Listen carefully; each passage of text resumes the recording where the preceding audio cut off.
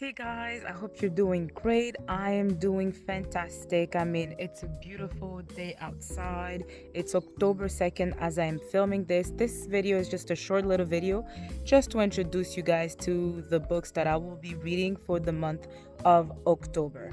Now, I have been reading for the month of September. I did not put out much content simply because first I'm very dependent on my husband to edit those videos, and I did try to edit the videos. I just can't, guys. Like sometimes an actress, cannot be a film producer. You know what I mean? To each their own job. And the editing part, I didn't have the patience for it. So I have to leave it to my husband. And my husband is very busy. But we are working on putting out, content as frequently as we can possibly manage, especially for the month of October. All right, it is spooky season. I know everybody has their fall TBR, the spooky vibes going on, and I'll be talking more about it. But as I said, today's video will just be watching me pick my books for the month of October. So let's go. How does it feel to be back inside? It's been a while, right? I mean, we're gonna get more of this because the cold season is coming. There won't be any more videos in studio outside, so it's gonna be a lot of studio inside. So anyways, as I mentioned, today we are choosing my books for the month of October. Now, as you guys may know, it's October, it's spooky season, it's fall, and everybody is into all that spooky mode, So for me personally, I'd rather not indulge in books that deals with the occult, vampires, witchcraft, demonic possession, paranormal bullshit, all of that stuff. I don't want to bring that energy inside my home. And kudos to everyone who's into that stuff. Hey, that's just not for me. Not because I'm superstitious or anything like that. It's just that I don't want to bring that kind of energy here. And my fear, literally, guys, I have thought of this. It's like to read one of those demonic type of love story between a demon and a person, and then have the author put some kind of incantation, and you reading it and saying it, not realizing that you're actually calling in and opening all these doors. Hey, I went out, like my thoughts were just going wild, and I was like, no. But I do want to have maybe one book that deals with a little spookiness to a certain degree, right? And also because I want to participate in the readathon that is organized by BookTube. For the Black culture, you have to have a Black author with all that vampire and all that kind of stuff. She's organizing it. I'll leave her link somewhere here or here or here. In order to support the channel and what she's doing for the Black culture, I decided that I might just pick a book, if I can't find it in my library, that has a spooky vibe by a Black author. I'm just gonna pick a book within the romance genre. That's it. So what we'll do, I'll just pick the books and then I'll read the back of them and go from there. All right, so let's go. Okay, this is the first book, okay?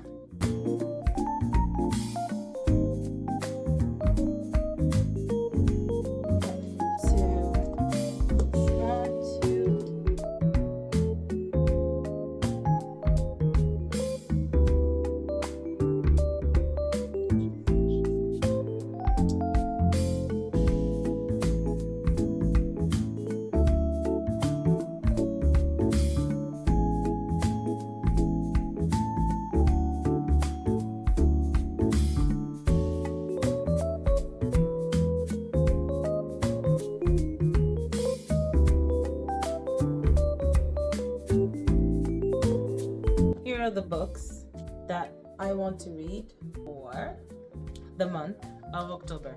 Not sure that they have so much of a fall vibe to it. That's what I'm feeling like. These are the books I feel like reading. I think these two books are by white authors. Property by Valérie Martin. So Valérie Martin's Property delivers an eerily mesmerizing inquiry into slavery's most venomous effects on the owner and the owned. The year is 1828, the setting of Louisiana sugar plantation, where Manon Godet, pretty, bitterly intelligent, and monstrously self-absorbed, seethes under the dominion of her boorish husband. In particular, she resents his relationship with her slave Sarah, who is both his victim and his mistress. Exploring the permutations of Manon's own obsession with Sarah's against the backdrop of an impending slave rebellion, property unfolds with the speed and menace of heat, lightning, casting a startling light from the past upon the assumptions we still make about the powerful and the powerless. It's funny because these two books are written by white authors, and it's interesting. It's interesting, right? So it's not that big, so I can't wait to give you a review on this one and my thoughts. Next one is Prince Among Slaves, the true story of an African prince sold into slavery in the American South. You know, as I said, if it has African in it, I'm reading it. If it has African American, I'm reading it.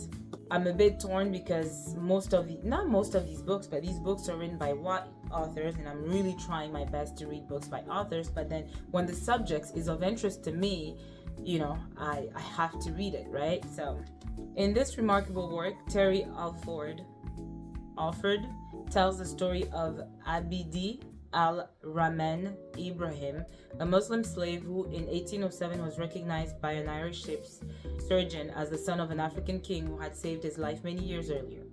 The prince, as he had become known to local Natchez, Mississippi residents, had been captured in war when he was 26 years old, sold to slave traders, and shipped to America. Slave though he was, Ibrahima was 66 years old. Ibrahima sailed for Africa the following year with his wife and died there of a fever just 5 months after his return. Now that's a sad story.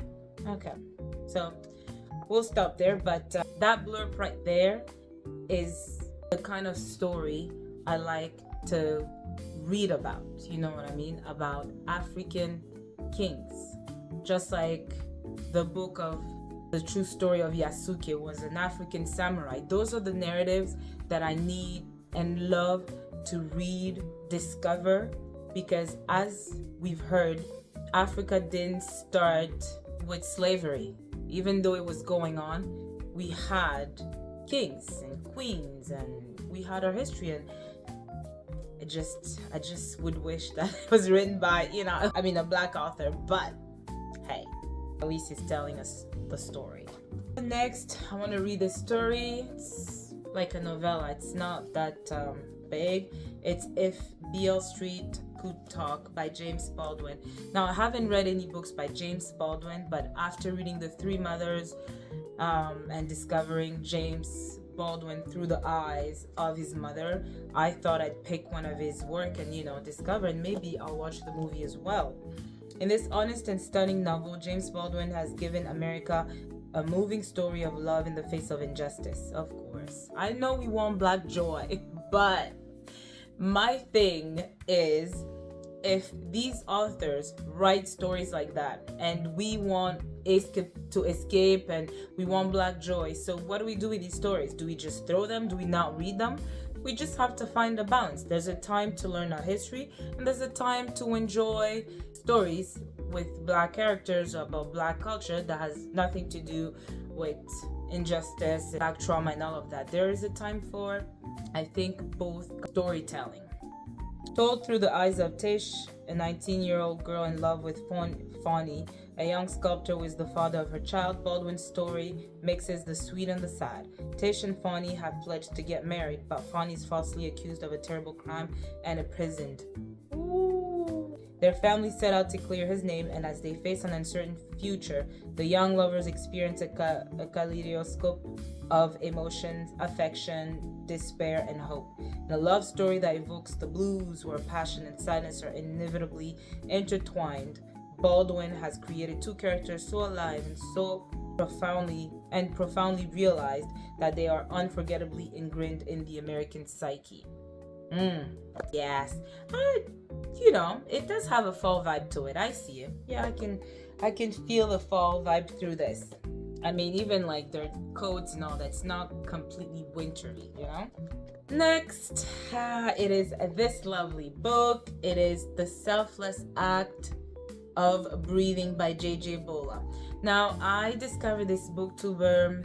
If I find her name, I'll link her somewhere here. She spoke about this book and she wanted to get rid of this book because she knew she was just never going to read it. But it is by a Congolese author. So I was like, hello, I'm a Congolese girl here. You know I'm going to read. So, you know, I decided to pick the book. Now, I don't even know what it's about, but I mean, it's written by a Congolese author. Best believe I'm going to pick it. So, to the world, Michael Kabongo seems to have it all. A British Congolese teacher, he's beloved by his students, popular with his coworkers, and the pride and joy of his immigrant mother. But behind closed doors, he has been struggling with the alienation and marginalization that many young black men face. In the wake of devastating loss, Michael spins out on and flees to America, a place where he imagines he can be someone new, someone without a history of pain to escape the shadows of his mind. Michael journeys across the country, partying with new friends, sparking fleeting romances, and splurging on big adventures, living the life of his dreams, but just until the money in his bank account runs out. Written in heartbreaking and lyrical prose, The Selfless Act of Breathing is a meditation on the countless ways we lose ourselves in the world and what it means to come back home. All right. Okay, sound me up. Next, fall. See? This speaks fall. The turtleneck, the orange color, the afro speaks to me, to everything I represent and I want to read, okay?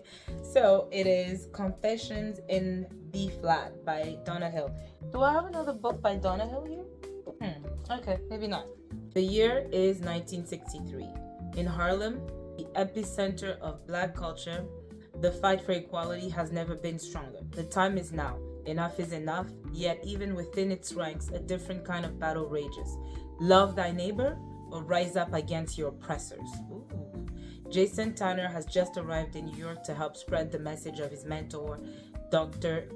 Martin Luther King Jr. of passive resistance, while beat poet Anita Hopkins believes the teachings of Malcolm X with all her heart, that the way to true freedom is by any means necessary. When Jason sees Anita perform her poetry at the iconic B-Flat Lounge, he's transfixed. And Anita has never met anyone who can match her wit for wit like this. I realize there's a theme. Like, I can randomly pick my books, but at the end of it, I find that there is a common theme. Like, there's a common theme among my books. I just attracted to these type of stories. They speak to me, they call me, they're like, read me, discover me, talk about me. That's what the books say. That's what they tell me. I kid you not. Next, we have Tracy Brown, Hold You Down. See? I mean, brown. It does have a fall vibe to it, I swear. Okay. It has always been just Mercy and Lennox Howard. Growing up on the mean streets of Harlem with an absentee mother meant that they had to have each other's backs. Now young, smart mothers, they are determined to survive in New York City while raising their two sons, Dion and Judah, who have bright futures ahead of them. Mercy is the quiet, straight-laced hospital administrator, struggling to make ends meet. At night, on the weekends, she pours her heart into her cooking and her dream of owning her own restaurant. Lennox is the diva, the wild child, looking for excitement and her big come-up in life and love. Their boys have been raised more like brothers than cousins, forging a bond that is unbreakable. When Lennox heads down a path that she believes will bring success and power, it changes the entire course of her and her family's lives forever. As a result of their mother's choices, cousins Dion and Judah soon find themselves in uncharted territory. There you have it. And then we have A Woman of Endurance by Dalma Llanos Figueroa. Her name is, this is her. She lovely or what? She cute. So, a woman of endurance reveals the unforgettable journey of Paula, an enslaved African woman on a sugar cane plantation in 19th century Puerto Rico. After an attempted escape from a world of slave breeding and a brutal beating, Paula awakens to a new plantation, Hacienda Las Mercedes. Here, the reader follows her into the complex world of a community in which she learns to recognize and embrace the many faces of love: a mother's love, a daughter's love, a sister's love, a love of community, and finally, the self-love that she must experience before she can offer herself to another. The book says it. You know I'm gonna read it. And finally, surprisingly, I do have a book that may be part of the spooky vibe readathon season going on. Like, it's this one. It's The Human Origins of Beatrice Porter and Other Essential Ghosts. Oh my god. As soon as I'm reading this, I'm like giving it away. Didn't I say I didn't want ghost vibe in my book? Sheesh. But let's discover what it's about.